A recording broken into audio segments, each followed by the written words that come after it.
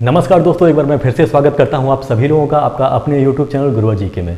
तो जी हाँ दोस्तों, एक बार मैं फिर से हाजिर हूं आप लोगों के लिए लेकर एक नई वैकेंसी की जानकारी, जो कि असिस्टेंट इंजीनियर और जे यानी कि जूनियर इंजीनियर के संबंध में है। असल में ये जो वैकेंसी निकाली गई है वह UPAVP यानी कि उत्तर प्रदेश आवास विकास परिषद के द्वारा ये वैकेंसी निकाली गई है, और जो कि असिस्टेंट इंजीनियर और जेई की वैकेंसियाँ हैं।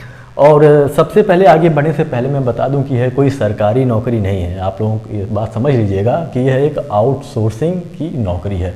अब इसके बारे में थोड़ा सा समझ लेते हैं कि ये क्या होता है। तो देखिए, कई बार सरकार कॉन्ट्रैक्ट पे लेकर काम कराती है, यानी कि सरकार को बहुत सारे काम होते हैं जो तब वह प्राइवेट कंपनियों से संपर्क करती है। वो कहती है भाई हमें इतना आदमी चाहिए और हमें आदमी प्रोवाइड कराया जाए, और हम उसके मतलब पैसे देंगे, मतलब सरकार उसका पे करती है। और डायरेक्ट वो उन्हें ना दे के, मतलब जो कारीगर होते हैं उन्हें ना देकर, जो जॉब करते हैं उन्हें ना देकर, वो उस प्राइवेट कंपनी को देती है। फिर प्राइवेट कंपनी उस पैसे को अपने लोगों में बांटती है। तो यही आउटसोर्सिंग हुआ, क्योंकि यह सरकारी नौकरी नहीं है, तो आप लोग समझ लीजिएगा पहले ही से।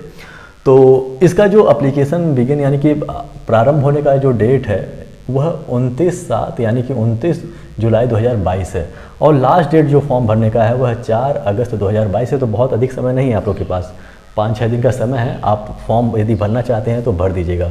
फीस इसमें कुछ नहीं लग रहा है, 0।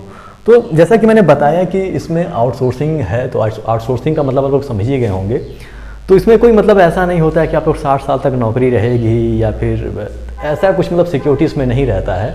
इसमें होता यह है कि जब तक काम चलेगा उनका तब तक आप लोग को रखेंगे, और ऐसा नहीं होता है कि मतलब आपको 3 महीने या 10 दिन बाद निकाल दिया जाए, ऐसा भी नहीं होता है।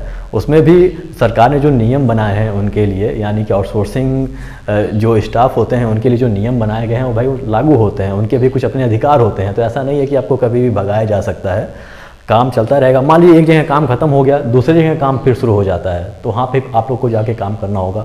यदि आपने बीटेक या फिर BE किया हुआ, फिर डिप्लोमा किया हुआ है, तो आप इसे डाल सकते हैं। यदि आप किसी कंपनी में काम नहीं कर रहे हैं, या फिर ऐसी कंपनी में काम कर रहे हैं जहाँ से आप बहुत ज़्यादा खुश नहीं हैं, तो अब आपके लिए वैकेंसी बहुत शानदार है। वैसे तो सबको डाल देना चाहिए, क्योंकि इसमें कोई फीस नहीं लग रहा है।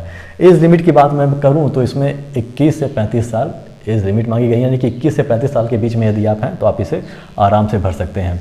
वहीं मैं हम एजुकेशन क्वालिफ़िकेशन की बात करूं तो इसमें देखिए अलग अलग एजुकेशन क्वालिफ़िकेशन मांगा गया है। जैसे यदि मैं बात करूं असिस्टेंट इंजीनियरिंग की, तो इसमें मैं बताऊं कि 16 पद इसमें निकाले गए हैं, यानी कि सिविल के, यानी कि असिस्टेंट इंजीनियर के सिविल के 16 पद निकाले गए हैं। और इसके लिए आपके पास जो डिग्री होनी चाहिए वह BE और BTech का होना चाहिए इन सिविल में, यानी कि सिविल में BE या फिर BTech में से कोई एक है तो आप इस फॉर्म को भर सकते हैं।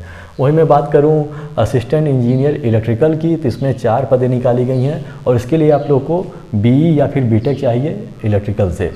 और वहीं मैं बताऊं जेई सिविल की, जिसमें अच्छी खासी 150 पद इसमें निकाले गए हैं, तो इसके लिए आप लोग को डिप्लोमा चाहिए इन सिविल में। और जो पदें निकाली गई हैं जेई की इलेक्ट्रिकल की, जिसकी 12 पद यहाँ पे निकाली गई हैं, तो इसके लिए आप लोग को डिप्लोमा चाहिए इन इलेक्ट्रिकल से। तो आप लोग समझ गए होंगे। चलिए अब तनख्वाह की बात कर लेते हैं, वेतन कितना मिलेगा आप लोगों को।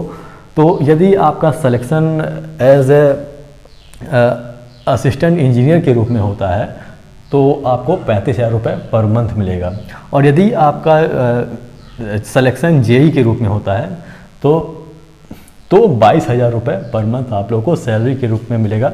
तो सैलरी भी ठीक ठाक है। और इस फॉर्म को कैसे भर सकते हैं, तो इसके लिए यहाँ पे देखिए वेबसाइट दिया हुआ है sevayojan.up.nic.in, यानी कि sevayojan.up.nic.in। तो यहाँ से जाके आप इस फॉर्म को भर सकते हैं। यदि यहाँ से किसी प्रकार की समस्या होती है तो सरकारी रिजल्ट नाम का एक प्राइवेट जो वैकेंसी भरने वाली जो एक वेबसाइट है उसके माध्यम से आप भर सकते हैं। जब आप वहाँ पे जाके क्लिक करेंगे तो वो डायरेक्ट आपके इसके वेबसाइट पे ले जाएगा, इसके डायरेक्ट लिंक पे ले जाएगा, जहाँ से आप जाके फॉर्म भर सकते हैं। तो जैसा कि मैंने बताया कि ये कोई सरकारी नौकरी नहीं है, तो आप लोग समझ लेना है कि ये जो आउटसोर्सिंग होता है वह किस प्रकार की वैकेंसी होती है। मैं यही कहूँगा कि यदि आप खाली हैं, इस समय आपके पास कोई नौकरी नहीं है या फिर बहुत बेहतरीन नौकरी नहीं है, तो आपको इस फॉर्म को ज़रूर भरना चाहिए, क्योंकि फ़ीस भी कुछ नहीं लग रहा है। और कुछ ना करने से बेहतर है कि ये बहुत ही शानदार है। मतलब कुछ ना यदि कर रहे हो या फिर आप अपने कंपनी से बहुत ज़्यादा परेशान हो, वहाँ पे आप लोगों को वह नहीं मिल पा रहा है जिसकी आप इच्छा रखते हैं, तो ये आप लोग के लिए बहुत उम्दा किस्म का फॉर्म होगा। और मुझे लगता है कि यदि कोई भी योग्य है तो इस फॉर्म को भरे, होना या ना होना तो बात की बात है, लेकिन कम से कम इस फॉर्म को भरेगा तो होगा कि यदि उसे चांस मिलता है तो वो बेहतरीन जाके वहाँ पे काम कर पाएगा। और यही जानकारी देनी थी। आशा करता हूँ आप लोग को यह जानकारी समझ में आई होगी। यदि वीडियो पसंद आए तो इसे लाइक कर दीजिएगा, हमारे चैनल को सब्सक्राइब कर दीजिएगा और बेल आइकन भी प्रेस कर दीजिएगा ताकि जब हम नई वीडियो लेकर आएँ तो उसकी जानकारी आप लोगों को हो सके। और हाँ दोस्तों, हम क्लास 6 से लेकर 12th तक की NCERT की किताबों का अध्ययन करवा रहे हैं अपने इसी यूट्यूब चैनल पर। तो यदि आपने उसे नहीं देखा है तो यहाँ बगल में आप लोगों को वीडियो मिल जाएगा, उसका प्लेलिस्ट मिल जाएगा जहाँ से आप जाकर देख सकते हैं। तो हमारे साथ बने रहने के लिए बहुत बहुत धन्यवाद। मिलते हैं अपने अगले वीडियो में।